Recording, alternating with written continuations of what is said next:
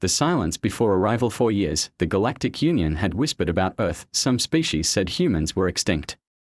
Others believed they had vanished on purpose, hiding behind their distant sun and old wars. But few truly expected them to appear again, especially not in the way they did. The Galactic Union's council met that morning like any other. The room was bright, floating in orbit above the capital planet Arisvel. Delegates of every known species gathered under the curved silver dome. Talk buzzed between them. Reports came in: new trade routes, skirmishes, and the usual arguments. Then the lights dimmed. A sharp tone echoed through the chamber. Not a sound anyone recognized. Not a language anyone used. The screens lit up, and a single message blinked: incoming vessel. Origin, Sol System. Classification, unknown Titan class. Edda. 4 minutes. Gasps broke out. Even the coldest species, like the scaled advisors of Taka Prime, leaned forward in shock. A Titan-class warship. From Earth, no such class existed on the Union's records. No human ship had crossed Union borders in over a century. An old alien named Merrill, one of the few who had seen Earth ships during the early expansion era, stood trembling. If this is real, he whispered, then they have built something the galaxy has never seen. The entire chamber turned to the central screen. It showed space above the planet, empty for now. Meanwhile, just beyond the Union's deepest scan radius, a black ship coasted forward. It was massive. Over 10 kilometers long. No blinking lights, no weapon signals, no visible engines. Just smooth, matte black armor that ate light itself. Its design was unlike any other, sharp, quiet, and made for intimidation without even firing a shot. Inside the ship, Commander Dale sat in silence. He wasn't nervous. He had been trained for this. Behind him stood a line of officers, calm, ready, precise. Earth had watched the Union from afar for decades. Humans saw how other species treated one another. Some exploited the weak. Others bought power with fear. But Earth had changed over the centuries. It had learned patience, and now it was time to speak again, but not with words. The Titan ship called Obsidian Dawn continued toward orbit. Back at the Union Council, a sudden flash lit the skies above Arisvel. The delegates gasped. The screen filled with the image of a black triangle descending slowly, blocking the sun behind it. No weapons. No hail. No movement, just a presence so heavy it made entire systems pause. The council chamber fell into dead silence. Some delegates tried speaking, but their translators failed. Others trembled. Then, the Union received its first message in over 100 years from Earth. It was just one line: we are here. Panic in the council. The words, "we are here," echoed through every channel. It was not loud, but it struck deep. Each delegate, each ambassador, and even the guards lining the council walls froze. For many, it was their first time hearing a human voice. It was calm. Steady. Not threatening, but heavy with meaning. The black Titan-class ship floated above Arisvel without moving. It did not lower weapons. It did not scan or speak again. It simply waited. Counselor Jaina, a short creature with 6 eyes and a nervous habit of tapping her claws, stood and shouted, "We must respond. Send our ships, now." But no one moved, even the military command teams, who usually leapt into action, hesitated. They stared at the size of the human ship. The Union had dreadnoughts, yes, but none that large. None that quiet. Commander Relo of the Valari Defense Fleet whispered to his staff, "Scan it again." "No change," came the reply. "No energy spikes. No weapons. No shields. It's just floating." "Just?" Relo muttered. "That's not just anything. That thing is death in silence." On Earth, they had built the Obsidian Dawn in secret.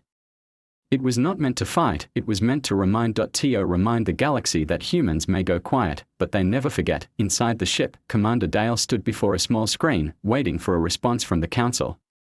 The bridge around him was silent. Even the officers whispered. Lieutenant Myra turned to him. "They are afraid, sir." "They should be," Dale replied. "But we are not here to frighten. We are here to make sure they listen this time."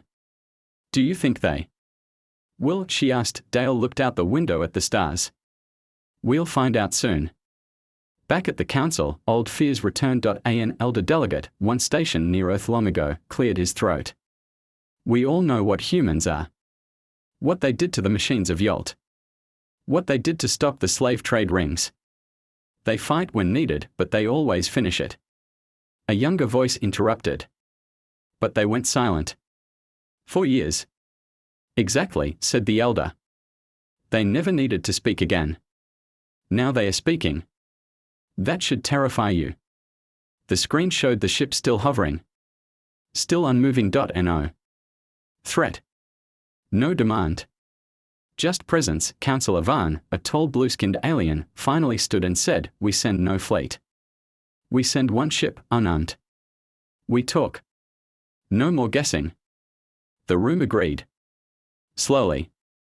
Carefully. A small Union shuttle, white and covered with diplomatic markings, left the station. Inside sat a lone diplomat named Tamel. He had studied human history. Learned their languages.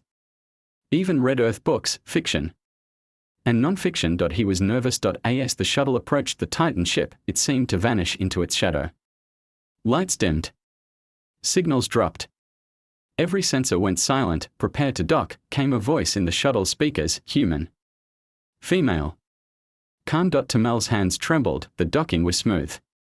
A ramp opened. 2 humans waited, Commander Dale and Myra. Neither smiled. Neither frowned, just calm eyes and strong stances. Tamel stepped forward and bowed his head slightly. "I am Tamel. Sent by the Union. I come in peace." Commander Dale nodded once. "Welcome aboard the Obsidian Dawn." Tamel glanced around. The inside of the ship looked nothing like Union designs. It was quiet, elegant, sharp. Dark steel walls. With glowing lines. No guards, no weapons in view, but the strength in silence was loud. "Why now?" Tamel finally asked. "Why return after so long?" Dale met his eyes. "Because the galaxy still hasn't learned. We watched. We hoped. But you didn't change. So now we are here, not to fight, but to show what happens if you ignore peace." "Too long." Tamel swallowed. "Will you join the Union?" Dale's eyes stayed cold. "We didn't come to join anything." In orbit, the council waited, but it wasn't Earth that was nervous anymore. It was everyone else. The silence had shifted, and the galaxy was finally listening. Secrets revealed, and a warning delivered. Tamel followed the 2 humans down a long corridor inside the Obsidian Dawn. It was quiet. Too quiet, the floors made no sound under his feet. The lights above gave off a soft blue glow.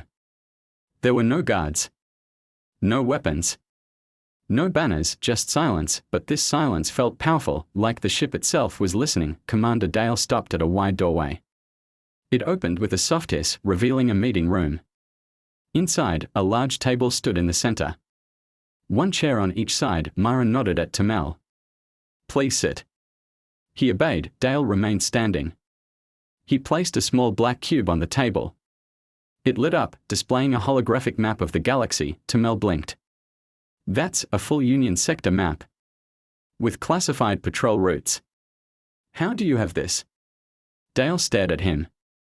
"We've been watching. Not spying, observing. We saw the signs. The power shifts. The wars you ignored. The planets that cried out for help and were left to burn." Tamel's voice shook. "We tried. But the council is slow. Divided." "Exactly," Dale said. "You tried. We act." Tamel's eyes narrowed.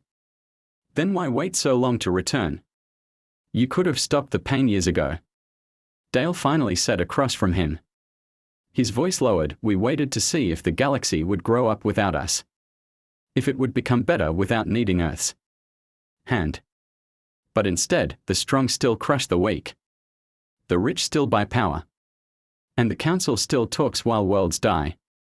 Tamel lowered his eyes. "Some of us tried to change that." "We know," Dale said, calmer now. "That's why we didn't come with fire." Above the planet, Union ships kept their distance. The Obsidian Dawn hovered in silence. No weapons raised. No shields active, and yet, every species watching from across the stars understood, if that ship moved with purpose, entire fleets would fall. Some rebel leaders went quiet.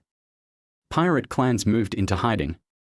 Even the distant empires beyond the Union borders paused their plans. The return of humanity was a shock, but the way they returned, that caused fear. Inside the meeting room, Dale tapped the cube again. Images flashed in the air. A small colony overrun by raiders while the Union voted on aid. A peaceful alien race wiped out because their world had no valuable minerals. A smuggled slave transport caught by a hidden human drone and destroyed silently. Tamel stared in horror. These are real. Dale nodded. We acted in secret. We saved who we could. But now it's time for the galaxy to know. Tamel looked up. You're forcing the Union to change. Dale leaned forward. No. We are inviting it to change. But make no mistake, if the Union refuses, we won't. Wait another 100 years. Tamel swallowed. Then what happens? Dale's eyes turned hard. Then the Obsidian Dawn won't arrive alone next time. Back in the council chambers, panic turned to meetings. Meetings turned to arguments. Some species wanted to launch a warning fleet. Others wanted to invite Earth to rejoin the Union, but the Obsidian Dawn had said nothing since Tamel docked. The waiting was worse than war. As Tamel stood to leave, he looked at Commander Dale one last time. I believe some will listen. Others will resist. Dale nodded.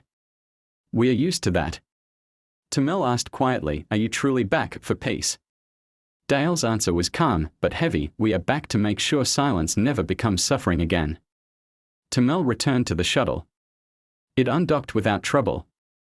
As it drifted away, he looked back. The Obsidian Dawn remained still. A shadow in space.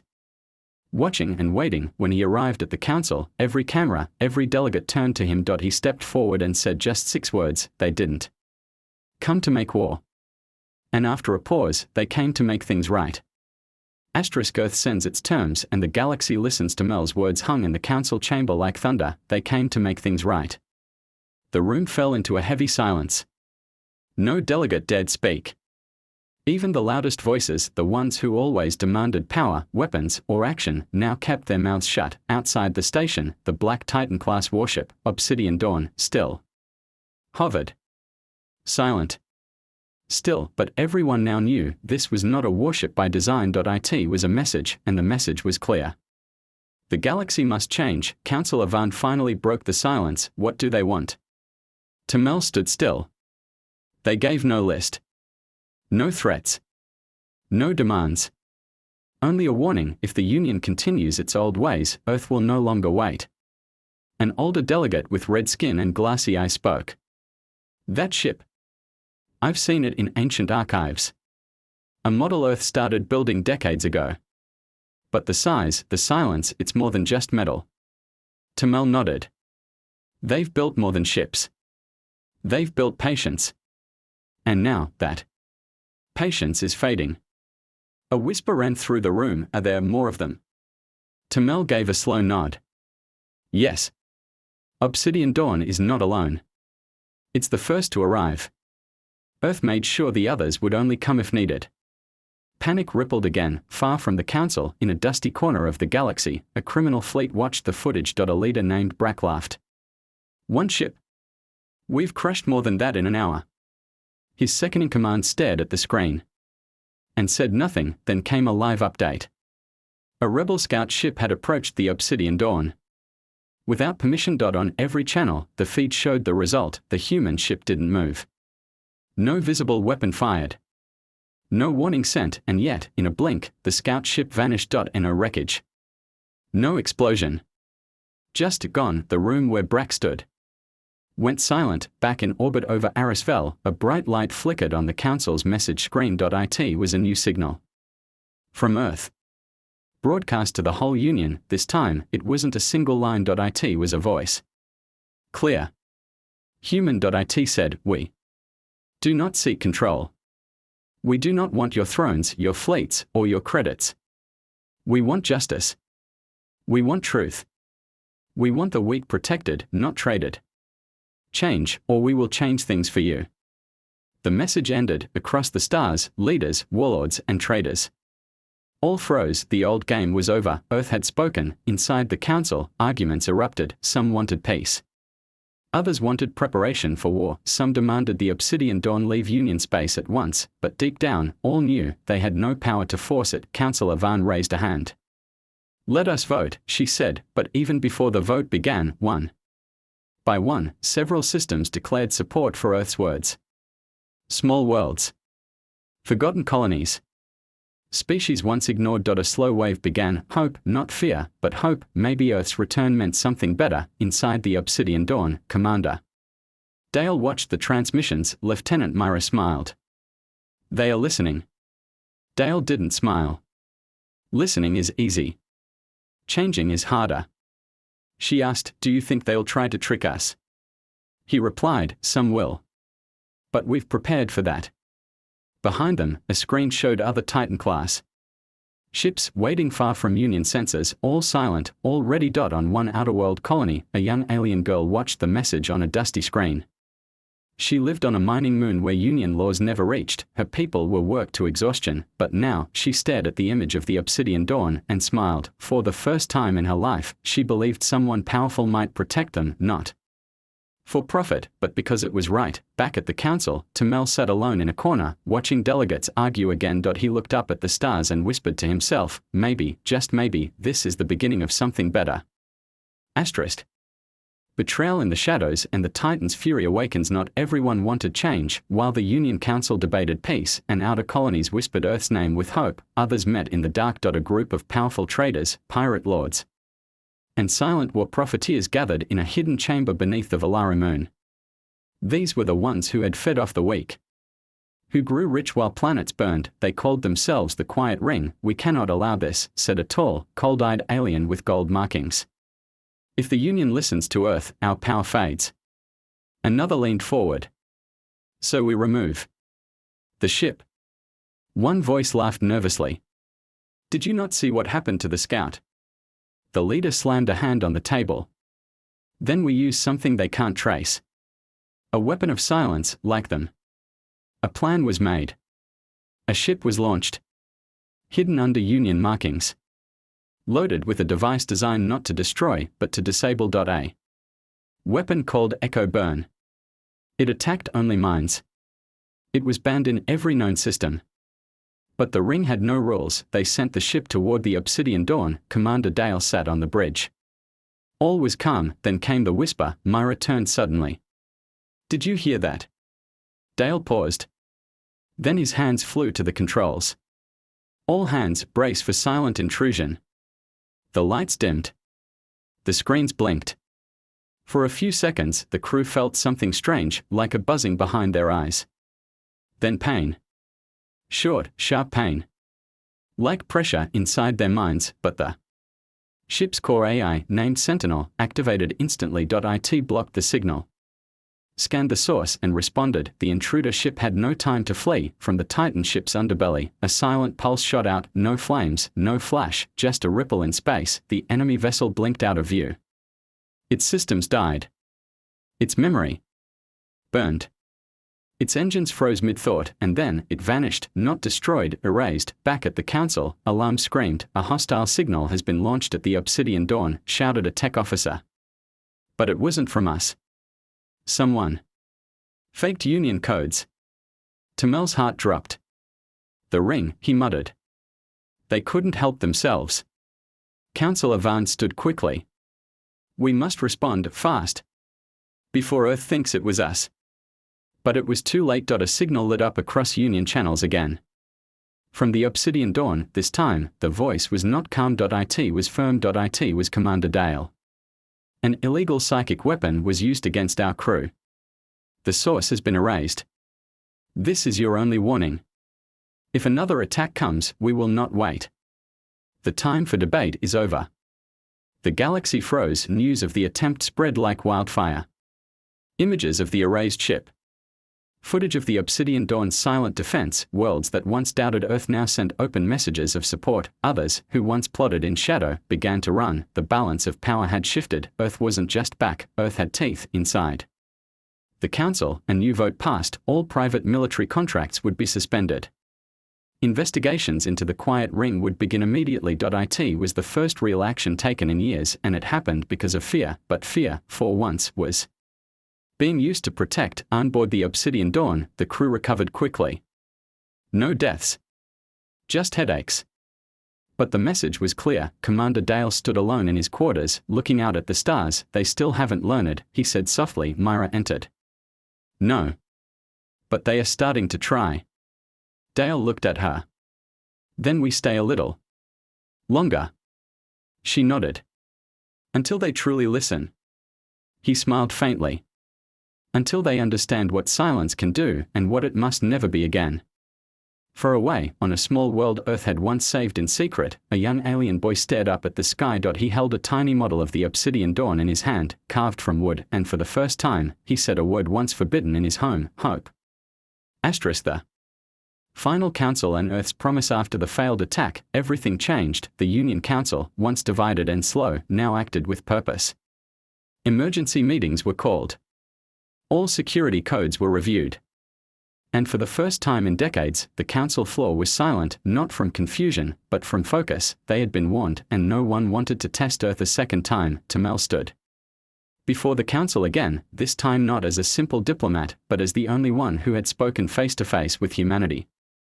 His voice was clear now. Strong, we have seen what they can do, he said. But more important, we've seen what they choose not to do. He paused. They could have destroyed that ship with 1,000 different weapons. Instead, they stopped it silently. No death. No fire. Just justice. Many delegates nodded. Some still looked uneasy. Councillor Vaughn spoke next. Then we must listen. We must change. Another voice asked, what if we invite them to lead? Tamel shook his head. They don't want to lead. They want us to wake up. Above the planet. The Obsidian Dawn remained still. Watching. On the bridge, Commander Dale received the Council's official message. Lieutenant Myra read it aloud. The Union offers open cooperation. Full review of peace laws. Immediate action against corruption. Earth is welcome to join the Council as a permanent observer. Dale listened carefully, then he tapped the reply button. His message was short. We accept your offer to observe. But know this, if you return to your old ways, we will return too. Not in silence. Not in warning. But in force. The message ended. No threats. Just truth. Far across the stars, Earth's other ships received updates. The Titan-class warships, Obsidian, Lance, Pale Hammer, Void Dancer, remained hidden. Watching systems known for abuse and crime, but they didn't fire, they just waited, because now the galaxy knew. I and the Council, the next days moved fast, laws were passed. Patrols were pulled from rich planets and sent to forgotten ones. Slave rings were shut down. Trade with smaller species was opened fairly, and every delegate who tried to resist found themselves facing a silent screen. A black triangle hovering in orbit. Waiting. In a dusty mining colony once ruled by fear, a sleek Union patrol ship landed. For the first time, medics and food workers stepped off. Children ran forward, shouting with joy. Behind them, elders wept. Not because Earth had saved them, but because Earth had forced the Union to remember them. One young girl, the same who once smiled at the screen, watched from a hill with her mother. Will the humans come here? She asked. Her mother smiled. Maybe. But even if they don't, they are the reason this help came. The girl nodded and whispered, thank you, Dark Ship. Inside the Obsidian Dawn, Commander Dale sat alone. He watched the stars. So many voices. So many systems. So many chances wasted, but now, maybe, a new beginning. Myra entered the bridge quietly. Sir, we received another message. From the Council. She smiled. No. From a small farming world. Just 3 words. Dale raised an eyebrow. What did it say? She read it slowly, please don't leave. He stood and looked out the wide viewing glass. They had come to bring silence, but somehow, they had brought something else instead. Hope. Humanity departs, but the legend remains. The Obsidian Dawn had hovered over Union space for 11 days. It had spoken only 3 times. It had fired only once, and yet, its shadow changed the course of history. The council chambers no longer echoed with excuses. Laws passed faster than ever before.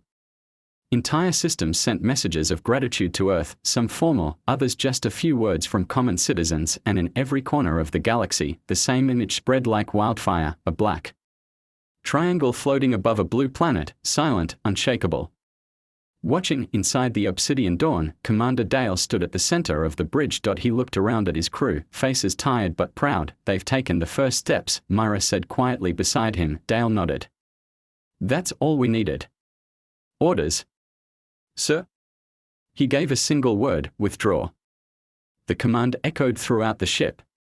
Systems powered down. Engines warmed.